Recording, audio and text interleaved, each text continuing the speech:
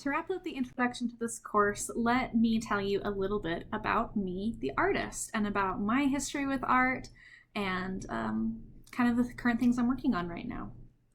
So I have over 20 years of experience. I want to say 20, specifically right now, years of dedicated practice, of time when I actually really sat down and decided, you know what, I'm going to be an artist. But that also does not count the years beforehand when I was drawing on the walls and scribbling random things in the margins of my picture books. So I have been spending about that much time, and can you imagine how many hours that equals? Okay, that's definitely more than the 20 hours required. I'm also not the best person there is out there at drawing, but I do know a fair decent amount and I enjoy it. And I'm excited to share that experience with you. So here are some samples. These are not 20 years in between. They're actually about 10 years in between. This is a picture I drew when I was about, I don't know, I'd say maybe 11 years old, of my pet rabbit. Her name was Salt and Pepper. And I was trying to do what is known as foreshortening, which is why her nose looks really big compared to the rest of her head, because I wanted to make it look like you were staring right into her face. But, you know, still a little juvenile. I kind of was getting the hang of things, but this is 11 years old. This was with a little bit of experience with drawing, but not quite as much. So building on that, this is about 20 years, well, 10 years later, I'm sorry. It's about 10 years later when I was about 21 years old.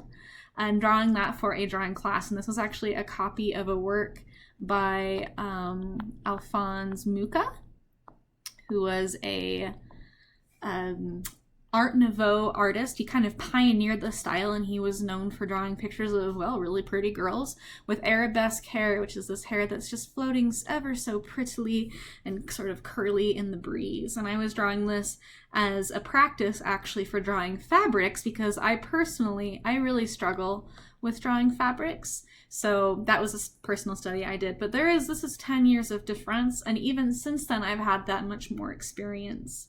I'm not telling that to you to brag, but just to understand that, you know, if you want to reach my level, this is how long it's going to take.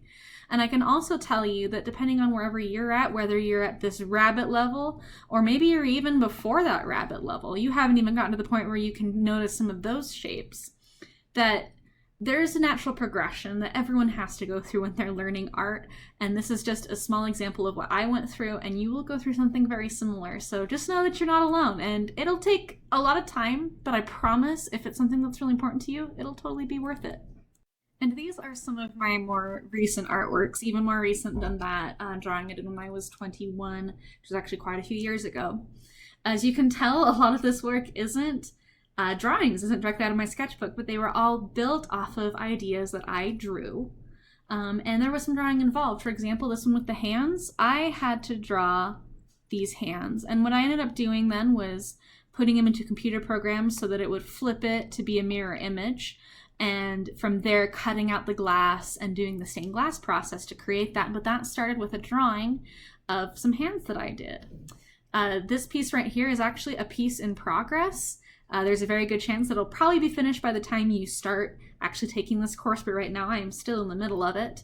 And I did some drawing. I did draw these people's heads, but not in the way that you would expect. What I actually ended up doing was printing out pictures of them, and I glued them to this board that this is painted on. And then I painted over top of it. So there comes a point in your life as an artist where you get pretty good at drawing. And drawing kind of takes some time. It takes some effort. You guys are going to find out here pretty quickly. And so I wanted to try and circumvent the amount of time I would have to spend on the drawing, because I know I can draw. I don't have to prove that to anybody. So I actually ended up pasting the pictures and then painting them down. But still, being able to, knowing how to draw allowed me, so I'm drawing silly faces, I'm going to give him a mustache. Hee having that experience, that observational experience of learning how to draw, also helped me learn how to paint and to make those sort of decisions, even though I had a picture that I was basically tracing right on top of. So that's a piece I'm working on right now. And then this is a piece right here that I started and finished that is what is known as a mixed media piece. Actually, this is also technically mixed media because there's more than just paint on there. Mixed media just means they're using more than one medium. And a medium is what you use to make the art. So that's crayons, paint, drawing, sculpture, you name it. And so this one is actually, I did not make this head, I purchased it. It's a glass head that's used for displays, but then I applied lots of pretty gold leaf, and I cut out some mosaic pieces, and I glued those on, applied those there, and there's even some collage pieces down here. And so drawing is a great foundation, and it doesn't, but if it's something that's not really that interesting to you, I still encourage you to stick it out, because the skills you gain from that can help you be better in other kinds of art as well. So that is a little bit about me and some of the current projects I'm working on. All right, so now I want you guys to tell me about yourselves. I want to hear about you, about your artistic history, what your goals are, and also just some of the ordinary things. What's your favorite show on Netflix? What's one of your hobbies? I'd love to hear more about yourself. So this is going to be your first assignment. You can choose how you are going to fulfill this assignment and answer these questions. You can very simply just type up an answer for me, or you could record a video for me, or you could even draw some sort of picture or a diagram that explains all of this, or make a PowerPoint just like I did here. That is totally up to you, and I 110% encourage your creativity. Even still, if you just decide you want to type up those answers, I'm totally fine with that as well. I won't judge. You got to do what works for you. So here are some of the things I would like to know about you.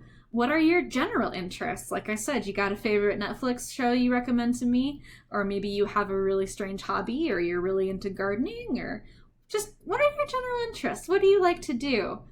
What inspired you to take this course? What was the impetus? I want to know what really got you up and said, you know what, I'm going to learn how to draw today, and this is how I'm going to do it. I also like to know what prior art experience you have, not so I can judge and point fingers, but because it helps me to know how I can best serve you as your teacher and provide really custom tailored educational experience for you in learning how to draw. And what do you hope to gain from this course? I mean, I just gave you a nice long outline of what you can expect over the next 4 weeks or however long you take, but maybe you have expectations that are similar but a little different. I'd like to hear about those as well, so I can help you with that. And then finally, I'd like to have you pose at least one question for me, and it can be a question about art, it can be a question about my life, or it can be something as silly as, what would you do if a monkey flew down out of the sky on an umbrella, landed on your shoulder, and started speaking to you in Spanish? Silly questions are also totally encouraged, but I'd like you to ask me at least one question for me to answer. And that is your first assignment, and then following that, you can begin work on our official week 1 class work, or our coursework, which will be learning about the basic shapes.